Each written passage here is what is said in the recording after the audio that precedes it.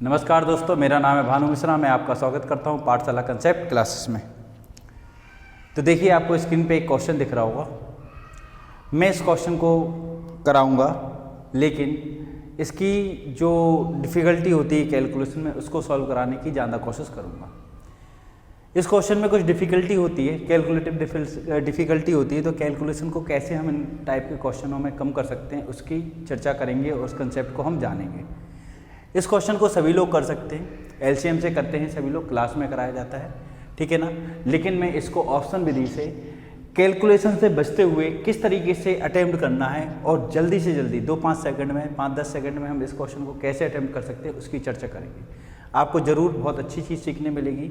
यदि आप इसको कैलकुलेशन से बिना करें इसको कर सकते हैं तो कृपया इसको पढ़ें और करने की कोशिश करें। मैं क्लास में करने वाले तरीकों की चर्चा नहीं करूंगा, मैं पेपर में जिस प्रकार से आपको क्वेश्चन अटेम्प्ट करना है उसकी चर्चा करूंगा। तो आप क्वेश्चन पढ़ें, आराम से समझें और आपको जरूर बेहतरीन चीज़ समझने को मिलेगी। देखिए, सवाल कहता है कि 5 अंकों की सबसे बड़ी संख्या कौन सी है जो 8, 12, 15, 20 से प्रत्येक से पूर्णतः विभाज्य हो जाए। ये क्वेश्चन आया हुआ है, सीपीओ में आया हुआ है, 15 मार्च को आया था इवनिंग के बैच में, ठीक है ना। तो जैसा कि आप सवाल पढ़ पा रहे हो, तो उसमें आपसे कहा गया है कि 8, 12, 15, 20 से विभाजित, पूरी तरह से विभाजित होने वाली 5 अंकों की सबसे बड़ी संख्या बतानी है और आपको ऑप्शन दिए हैं इसमें से 4, ठीक है। तो आप ये कह सकते हो कि सर लिखा तो है कि 8 से कटे, 12 से कटे, 15 से कटे, 20 से कटे, वो संख्या बता दो तो हम भाग दे दे के निकाल लेंगे। 15 का ऑप्शन से करने के लिए कहा जा रहा है तो आप भाग दे के निकाल लोगे। 15 का देना, 12 का देना, 8 का देना, 20 का देना, चारों का भाग जिसमें चला जाएगा वही आंसर है, ठीक है ना। आप ये कह सकते हो। लेकिन मैं ये कहूँगा नहीं, 12 का देंगे, 15 का देंगे और बड़ी बड़ी संख्या मिल गई उनका देंगे तो हम थोड़ा सा परेशान हो जाएंगे भाग देने में। तो इसके लिए एक तरीका होता है, वो समझिए। जैसे कि आपको 15 का भाग देना है किसी संख्या में, जैसे कि आपको किसका भाग देना है, 15 का भाग देना है किसी संख्या में, तो डायरेक्ट 15 का भाग ना दें। आपको चेक करना है 15 से कटेगी या नहीं कटेगी, तो आप डायरेक्ट 15 का भाग ना दें। तो आप क्या करें, 15 के गुणनखंड तोड़ लें, 5 तिया 15। तो यदि इसमें 3 आ रहा है तो इन संख्याओं में 3 का भाग भी जाना चाहिए। 15 का भाग जाना, हमें देखना है कि 15 का भाग किस में जाता है। तो हम केवल ये देख लेंगे 3 में किस किस का भाग जाता है, 3 का भाग किस किस में जाता है। यदि 3 का भाग जा रहा होगा तो 15 का भी जाएगा, 3 का और 5 का जा रहा होगा तो 15 का भी जाएगा, और 15 का जाएगा तो वो वाला अपन सिलेक्ट कर लेंगे आंसर, ठीक है ना। तो हमें 15 का भाग देखना है कि 15 का भाग जाता है या नहीं जाता। तो हम क्या चेक कर लेंगे कि 3 का भाग जाता है या नहीं जाता। यदि 3 का भाग नहीं गया तो 15 का भाग कतई नहीं जाएगा। ये कंसेप्ट है आपका। यदि आपको किसी संख्या में 21 का भाग देना तो 7 से 21 होता है। यदि किसी संख्या में 3 का भाग नहीं जाता तो उसमें कभी भी 21 का भाग नहीं जाएगा। यदि हमें चेक करना है कि 21 का भाग जाता है या नहीं जाता, तो हम देख लेंगे 3 का भाग जाता है। यदि 3 का भाग नहीं जाता है तो कंफर्म है 21 का भाग नहीं जाता। क्लियर है बात। जैसे मैं 69 का भाग देना देखना चाहता हूँ, किसी संख्या में 69 का भाग जाता है या नहीं जाता, तो मैं क्या करूंगा, 23 तिया 69 होता है, तो मैं देख लूंगा यदि 3 का भाग जा रहा होगा उस संख्या में तो 69 का भी भाग जा सकता है। लेकिन यदि 3 का भाग नहीं जा रहा होगा तो 69 का भाग बिल्कुल भी उस संख्या में नहीं जाएगा। यही आपका क्या है, कंसेप्ट है। क्या मेरी बात समझ में? जैसे मैं 24 की बात करूं, मैं किसी संख्या में देखना चाहता हूं 24 का भाग जाएगा या नहीं जाएगा, तो मैं क्या चेक करूंगा, 6 चौके 24 होता है, ठीक है ना, 12 दूनी 24 होता है, ठीक है ना, और क्या होता है बताओ, 8 तिया 24। मतलब किसी संख्या में 24 का भाग जाता है, इसका मतलब उसमें 6 का भी भाग जाना चाहिए, 4 का भी जाना चाहिए, 12 का भी जाना चाहिए, 2 का भी चाहिए, 8 का भी जाना चाहिए और 3 का भाग जाना चाहिए। यदि इनमें से किसी एक का भी नहीं जाएगा ना, तो उसमें 24 का भाग बिल्कुल भी नहीं जाएगा। तो इस सवाल में हमें यही देखना है कि किसमें किसका भाग नहीं जाता, और जिसमें भाग नहीं जाएगा वो हमारा आंसर नहीं होगा। क्या आप मेरी बात कंसेप्ट को समझ पाए? तो इस क्वेश्चनों में हम यूज करते हैं। तो देखिए, 15 दिख रहा है और 12 दिख रहा है, तो हमें पता है 15 में भी 3 होता है और 12 में भी कितना होता है, 3 होता है। तो हम एक्चुअली में ये देख लेंगे इनमें 3 का भाग जा रहा है कि नहीं जा रहा है। यदि जिसमें 3 का भाग नहीं जा रहा है वो हमारा आंसर नहीं होगा। यही है आपका कंसेप्ट, ठीक है ना। तो जैसे कि मैं देखता हूं 3 का भाग, डी वाला ऑप्शन लेता हूं, तो 3 तिरका 9, 3 तिरका 9, 3 तिरका 9, 50 में 3 का भाग नहीं जाता। तो हमने कहा 50 में 3 का भाग नहीं जाता, इसलिए डी ऑप्शन आंसर नहीं होगा। क्यों? क्योंकि 3 का भाग नहीं जाता तो 15 का भी नहीं जाएगा, और 15 का नहीं जाएगा तो मैं वो लेना ही नहीं आंसर में। क्लियर है बात। सी वाला ऑप्शन देखते हैं, 3 तिरका 9, 3 तिरका 9, 3 तिरका 9, 80 में 3 का भाग जाता क्या? नहीं जाता, तो आपका सी आंसर भी नहीं होगा। क्लियर है बात। अब मैं बी वाला देखता हूँ, 3 तिरकानों 3 तिरकानों 40 में भी 3 का भाग नहीं जाता, तो बी भी आंसर नहीं होगा क्योंकि इन तीनों में 3 का भाग नहीं जाता। देखेंगे ए में 3 का भाग जा रहा है, ए में 3 का भाग है, 3 तिरकानों 3 तिरकानों 3 तिरकानों 3 दूनी 6 0, तो ए ही आपका क्या हो जाएगा, आंसर हो जाएगा।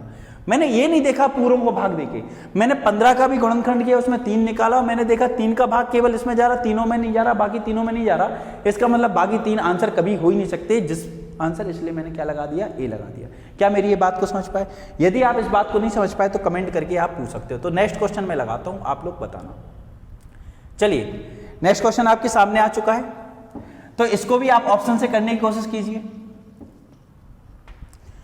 मुझे देखना है कि 15 का भाग चारों में जाता कि नहीं जाता, 21 का जाता कि नहीं जाता और 30 का जाता कि नहीं जाता।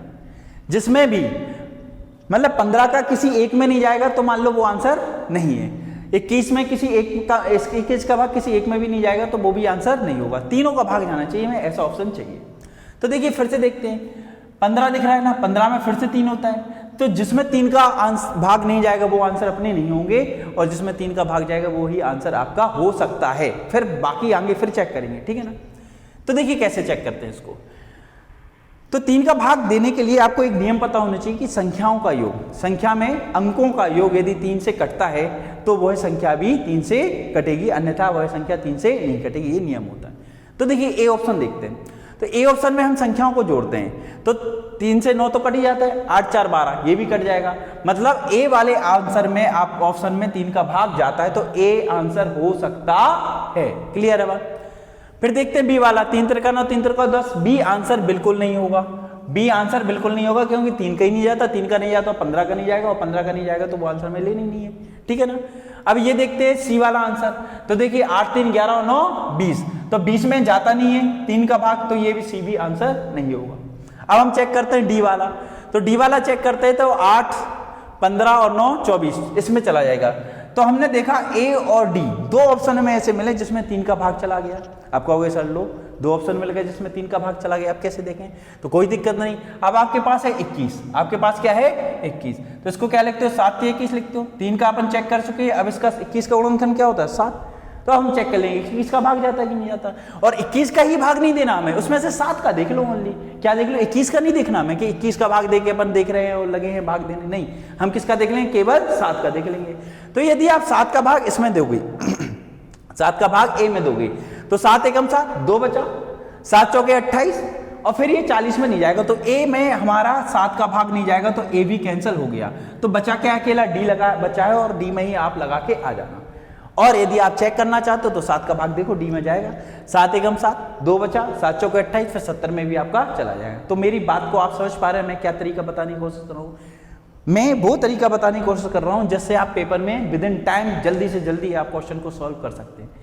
विधि तरीका बाकी सब चीज़ें कहाँ पढ़ाई जाती हैं? क्लास में पढ़ाई जाती हैं, वो मैं क्लास में पढ़ाता ही हूँ, और इसमें तो केवल मैं वो क्वेश्चन ले रहा हूँ जिसमें थोड़ी सी कैलकुलेशन में दिक्कत आती है, और उसके कंसेप्चुअल तरीके से कैलकुलेशन को भी कितनी आसानी से अपन कर सकते हैं वो समझने की कोशिश करते हैं। चलिए अब एक और क्वेश्चन दिख रहा है, ये सारे क्वेश्चन आए हुए हैं, ये MTBS में आया है 2019 में। तो आपको ये बताना है 3 अंकों की संख्या बतानी है सबसे बड़ी जो 6 7 और 8 से कट जाए। बहुत ही सिंपल क्वेश्चन है, इससे सिंपल कोई क्वेश्चन हो ही नहीं सकता। आप हाल LCM निकालो लग जाओगे काम पे, है ना। लेकिन हमें ऐसे नहीं करना, हम देखेंगे कि भैया किस में 6 का भाग जाता है, 7 का भाग जाता है, 8 का भाग जाता है, ठीक है ना। तो हम 6 का भाग भी नहीं देंगे, हम 6 को कैसे लिखेंगे? 2 गुणा 3 लिख सकते हैं, तो जिसमें 2 और 3 का जा रहा हो उसमें 6 का जा रहा हो, अन्यथा नहीं जाएगा, ठीक है ना। तो हम देख लेंगे, देखो पहले हम देख लेंगे 2 का भाग किस किस में नहीं जा रहा है? ए में नहीं जाता, आपको पता है ना, इकाई का अंक 2 4 6 8 0 होना चाहिए, उसी में 2 का जाता, तो ए आंसर हम बिल्कुल एलिमिनेट कर देंगे, ए तो आंसर हो ही नहीं सकता। बाकी हो सकते हैं, हम देखेंगे, ठीक है ना। तो हम देखेंगे 3 का किस किस में जा रहा है, 3 का किस किस में जा रहा है, हम फिर किसका देखेंगे? 3 का किस किस में जा रहा है। तो देखिए जरा, हम 3 का देखेंगे तो आपको पता है अंकों को जोड़ो, यदि अंकों में के जोड़ के भाग जा रहा है तो 3 का भाग जाएगा। तो देखिए जरा 8 और 7 कितना होता है? 6 और 7 कितना होता है आपका? 6 और 1 7 और 8 15 हो गया, ये जाएगा। बी में आंसर हो सकता है, 3 का भाग जा रहा है तो बी आंसर हो सकता है। इसको देखो जरा, 8 5 13 3 16, हाँ सी आंसर नहीं होगा क्योंकि इसमें 3 का भाग नहीं जाता। और लास्ट देखो 8 4 12, डी भी आंसर हो सकता है क्योंकि डी में भी 3 का भाग जाता है। क्लियर है बात? तो हमने ये देख लिया कि भैया बी या डी में से कोई ना कोई आंसर हो सकता है। फिर हम चेक करेंगे, मतलब इनमें 6 का भी भाग जा रहा है दोनों में, ठीक है ना। अब बात करेंगे 7 का जा रहा है या 8 का जा रहा है, हम बात करेंगे 7 का जा रहा है या 8 का जा रहा है। तो हम चेक करेंगे बी में 7 का जा रहा है भाग, तो हम देखेंगे 7 एकम 7, 7 दूनी 14, 7 चौक 28, बिल्कुल 7 का जा रहा है। और डी में भी 7 का जा रहा है क्या, 7 एकम 7, हाँ दोनों में 7 का भी जा रहा है। तो अभी भी ये ऑप्शन नहीं हटा सकते, बी और डी आंसर हो सकते हैं। फिर हम लास्ट बचा 8 का भी देखेंगे, दोनों में किसका भाग देखेंगे 8 का भी देखेंगे। तो 8 दूनी 16, 8 एकम 8, 8 एकम 8, हाँ दोनों में 8 का भी जा रहा। मतलब हमें दो ऑप्शन ऐसे मिल गए जिसमें इन तीनों का भाग जा रहा है। अब हम आंसर कौन सा दें, तो बड़े प्रेम से देख लेना, उसमें लिखा है सबसे बड़ी संख्या बताओ। क्या लिखा है आपका, सबसे बड़ी संख्या बताओ। तो सबसे बड़ी संख्या 168 और 840 में से कौन सी होती है, 840। तो आंसर आप क्या लगाओगे, डी, ना कि बी। आई बात समझ में। आपको दो ऑप्शन यदि सही मिल रहे हैं, भाग दे के देखा और ऑप्शन 2 सही मिल रहे हैं, तो आपको लिखा होगा बड़ी बतानी है या छोटी बतानी है। तो सबसे बड़ी बतानी है तो सबसे बड़ा बता देना, और सबसे छोटी बतानी है तो सबसे छोटी बता देना। क्या आप इस बात को समझ पाए। इस वीडियो के एंड में थोड़े से 2 क्वेश्चन ठीक लिए हैं मैंने, जिसको आपको इन कंसेप्टों के द्वारा करोगे तो समझ में आएगा। हाँ, अगला क्वेश्चन दिख रहा होगा आपको। अगला क्वेश्चन ये आए हुए भाई, एसएससी एमटीएस में आया हुआ है, 1 सेकंड में लगा सकते हो उसका आंसर। आप देखिए जरा, हाँ देखिए, यदि कोई लगाने वाला हो तो सी आंसर डायरेक्ट दिख रहा है, लगा दिया, खत्म बात, बन गया आंसर। इसका आंसर क्या हो जाएगा, सी। इसका आंसर क्या हो जाएगा, सी। अब आप कहोगे कैसे, तो देखो मुझे 6 दिख गया इसमें, और 6 में क्या होता है, 3 होता है, और जिसमें 3 का भाग नहीं जाएगा उसमें 6 का नहीं जाएगा, जिसमें 3 का भाग नहीं जाएगा उसमें किसका नहीं जाएगा, 6 का बिल्कुल भी नहीं जाएगा। तो देखिए 6 और 1 7 8, तीनों अंकों का योग कितना हो गया, 8, 8 में 3 का भाग जाता है, ए आंसर नहीं होगा। 4 5 6 7, इसमें ये भी 3 से नहीं जाता, 7 आया ना, योग अंकों का योग 7 आया ना, तो ये भी नहीं जाएगा, तो ये भी आंसर नहीं होगा। 6 और 1 7, ये भी नहीं होगा। 8 और 1 9, एक ही ऑप्शन है जो 3 से कट रहा है, और वही आंसर आपका हो जाएगा। 1 सेकंड में आपने आंसर को ढेर कर दिया। क्लियर है बात। चलिए अब नेक्स्ट क्वेश्चन देखते हैं। हाँ, ये वाला क्वेश्चन थोड़ा सा जूम करने की कोशिश करते हैं। दिख रहा है क्या, नहीं दिख रहा तो थोड़ा सा सुन ले मेरी बात। इस क्वेश्चन में लिखा है 5 अंकों की सबसे बड़ी संख्या बतानी है, जो 8 12 15 20, ये मैंने लिख दिया 8 12 15 20। यदि नहीं दिख रहा तो यहां लिख दिया मैंने, 5 अंकों की सबसे बड़ी संख्या बतानी जो 8 12 15 20 से पूर्णतः विभाज्य हो। और ऑप्शन नंबर ए दिया आपको 99950, ऑप्शन नंबर 2 दिया आपको 99940, ऑप्शन नंबर सी दिया आपको 99980, और ऑप्शन नंबर डी दिया है आपको 99960। तो ये क्वेश्चन भी आपका आया हुआ है। यदि आप इसको क्वेश्चन को कर सके तो करके बताएं, ठीक है ना। मैंने तरीका आपको बता दिया और इसका आंसर सीधा ही दिख रहा है मेरे को। आंसर हो जाएगा इसका डी। आप कहोगे कैसे, देखो फिर से मुझे देखो 12 मिल गया, 15 मिल गया, इनमें 3 होता है कि नहीं होता, बिल्कुल होता है। आप कहोगे सर बिल्कुल होता है 3। तो मैं पूरी दुनियादारी 8 का 12 का 15 20 का भाग देके देखूंगा ही नहीं, मैं केवल 3 का देख लूंगा। यदि किसी में 3 का भाग जा रहा तो देखूंगा भाई, हो सकता है जाए। यदि 3 का नहीं जा रहा तो बिल्कुल परफेक्ट है कि बिल्कुल इनका भाग 12 और 15 का भाग जाएगा ही नहीं। ये है कंसेप्ट। आप समझ पाए उस बात को तो बड़ी आराम से इन क्वेश्चनों को कर पाओगे। तो देखिए मैं देखता हूं इसमें 3 का भाग जाता है, बिल्कुल नहीं जाता। 9 9 9 कट जाएगा, 50 कौन कटेगा भाई, 9 9 कट जाएगा, 40 बिल्कुल नहीं कटेगा। आप जोड़ के देख लेना, योग 3 से कटेगा तो भाई आंसर है, नहीं तो नहीं है। 9 9 कट जाएगा, 80 नहीं कटेगा, बस एक ही आंसर है 3 से कट रहा है, इसलिए इसका आंसर क्या हो जाएगा, डी हो जाएगा। 1 सेकंड में आप आंसर करके निकल जाओगे। क्या आप समझ पाए। मैं उस तरीके की बात कर रहा हूं जो आपको पेपर में यूज करनी है, ठीक है ना। उन तरीकों की बात कर रहा हूं जो आपको किसमें बात यूज करनी है, इस टाइप के पेपर में क्वेश्चन आ जाए तो उनमें करनी है। हाँ, एक और क्वेश्चन देखिए जरा,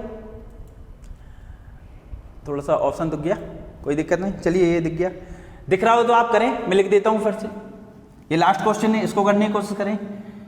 ये भी आपका आया हुआ क्वेश्चन है, ठीक है ना। अब इसमें डेटा थोड़ा बड़ा है, कह रहा है 52 56 78 और 91। कह रहा है 5 अंकों की सबसे बड़ी संख्या ज्ञात करो जिसमें जो 52 56 78 और 91 से पूर्णतः विभाजित हो जाए। यदि आप कर पाओ तो करो, जब तक मैं ऑप्शन लिख रहा हूं। 10 290 लिखा है पहला ऑप्शन, दूसरा ऑप्शन लिखा है 10 860 लिखा है, तीसरा है 10 920 है, और चौथा ऑप्शन है आपका कितना 10 580। फिर वही बात, मैं भाग देके देखूंगा 52 56 78 91 का, जिसमें चारों का भाग चला जाए वही आपका आंसर होगा। लेकिन क्या मैं ऐसी मूर्खता करूंगा, 58 का 91 का पहाड़ा पढ़ूंगा, बिल्कुल नहीं पढ़ूंगा। तो मैं क्या करूंगा, देखो यहां से देखो 7 8 56 हो गया, यहां से मुझे 8 मिल गया, 7 भी मिल गया। जो भी आप चाहो आप स्टार्टिंग कर सकते हो, आप किसी से भी स्टार्टिंग कर सकते हो। 63 91 13 से भी कर सकते हो, कुछ से भी कर सकते हो, आपकी इच्छा है, ठीक है ना। मैं 7 8 56 मिल गया, इसमें 8 मिल गया, तो मैं चेक करूंगा 8 का भाग किस में जा रहा है। जिसमें 8 का भाग जा रहा होगा वो आंसर हो सकता है, मैं कंफर्म नहीं कह पाऊंगा हो जाएगा, हो सकता है, लेकिन जिसमें 8 का भाग नहीं जा रहा वो बिल्कुल भी आंसर नहीं होगा, ये मैं कंफर्म कह सकता हूं। तो मैं ये देख लूंगा जिसमें 8 का भाग नहीं जा रहा उसको काट दूंगा और जो बचेंगे उसको देख लूंगा, फिर अगले हथियार का यूज करूंगा। क्या मेरी बात आप समझ पाए? बहुत सही। तो 8 का भाग जाए उसके लिए एक नियम होता है कि किसी भी संख्या के लास्ट के 3 अक्षर वाली संख्या यदि 8 से कट जाए तो पूरी संख्या 8 से कट जाती है। ये नियम होता है, आपको पता होगा, और नहीं पता होगा तो आप देख लेना, है ना। तो देखिए पूरा 290 लिखा है ना पीछे, लास्ट के 3 अंक क्या है 290, तो मैं पूरी संख्या में भी भाग नहीं दूंगा 8 का, मैं पीछे के 3 अंकों में भाग दूंगा 8 का। तो पीछे के 3 अंकों में भाग दिया 8 का, ये पूरा कट गया क्या? देखो तो मैं देखूंगा 8 या 24 होता है, 50 बचा, बिल्कुल नहीं कटा।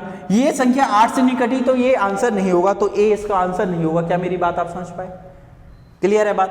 अब मैं फिर से देखता हूं, पीछे के 3 अंक ले लूंगा, 860, इसमें 8 का भाग देने की कोशिश करूंगा, तो 8 ही कम 8 हो गया, 60 कटता है क्या 8 से? नहीं कटता, तो ये भी आपका आंसर नहीं होगा। क्या मेरी बात समझ में आ रही है आपको? क्लियर हो रही बात? तो इतना भारी भरकम क्वेश्चन भी आप बड़े आराम से दिमाग लगा के क्वेश्चन कर सकते हो यदि आपको कुछ चीजों के बारे में जानकारी है तो। अब 920 में 8 का भाग दूंगा, तो मैं कहता हूं 8 एकम 8 बचा 12, 8 एकम 8 बचा 40, तो 8 5 40, तो आपका ये कट गया, ये जो है वो 8 से कट गया। आप भाग देके देख लेना, ठीक है ना। 8 एकम 8 हो गया, 8 एकम 8 हो गया, फिर कितना बचा 12, 8 एकम 8 और 8 5 40, तो ये आ जाएगा। क्लियर है बात? तो ऐसे कट गए, ठीक है ना। तो इसमें 8 का भाग चला गया। अब मैं देखता हूं 580 में 8 का भाग जाता है क्या? यदि इसमें और नहीं जाएगा तो आपका आंसर सीधा यही है। यदि इसमें भी चला गया तो हम कुछ 13 का देखेंगे या किसी और का देखेंगे, ठीक है ना। तो 8 7 56 बचा 20, तो ये भी नहीं जाएगा, ठीक है ना। तो इसका आंसर क्या हो गया? सी हो गया। तो आपको क्या मेरी बातें समझ में आई? मैं आपको वो अप्रोच बताने की कोशिश कर रहा हूं जो आप पेपर में लगा पाओ। क्लियर है बात? जो अभी एग्जाम आ रहे हैं वो कैसे आ रहे हैं, किस तरीके के आ रहे हैं? कैलकुलेटिव आ रहे हैं। तो कैलकुलेशन भी नहीं कराना चाहता वो आपसे पेपर में, वो आपसे चाहता है कि आपको कुछ चीजों के बारे में जानकारी है कि नहीं। आप कैलकुलेशन के दम पे ये क्वेश्चन करोगे तो आप थक जाओगे और क्वेश्चन को सॉल्व समय पे नहीं कर पाओगे, पेपर को सॉल्व समय पे नहीं कर पाओगे, ठीक है ना। तो आशा करता हूं आपको ये वीडियो पसंद आई होगी। यदि आपको वीडियो पसंद आई तो लाइक करो और पूरी तरीके से इसको सब्सक्राइब करो और शेयर बहुत करो इसको, है ना। इसको शेयर करो। मैं ऐसे ही वीडियो, आपको कुछ नए क्वेश्चन मिलते रहेंगे, मैं आपको डेटा के हिसाब से कराता रहूँगा, ठीक है ना, डालता रहूँगा वीडियो। फिर डायरेक्ट पूरा चैप्टर भी डाल दूंगा, ठीक है ना। पूरा चैप्टर जो प्रीवियस ईयर क्वेश्चन आए हैं पूरे चैप्टर के, उसकी भी वीडियो डालूंगा, है ना। तो आप इसको शेयर करें पूरी ताकत से। आपको समझ में आया हो तो उसके लिए आप कमेंट करें, ठीक है ना। और ऐसी वीडियो बनाता रहूँ उसके लिए आप कमेंट और करें, ठीक है ना।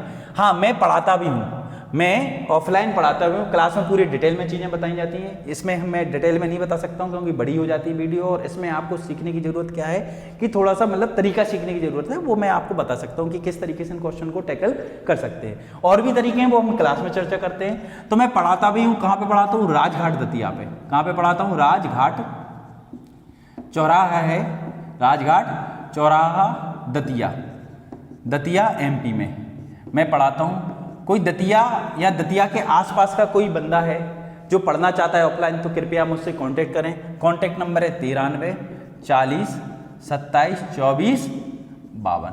ये मेरा कांटेक्ट नंबर है, कृपया आप इस पर कॉल कर सकते हो। 8 बजे सुबह बैच चल रहा है, मैथ, रीजनिंग, GS सारी चीज़ें इसमें पढ़ाई जाती हैं, ठीक है ना। और आज के लिए बस इतना ही। बहुत बहुत धन्यवाद।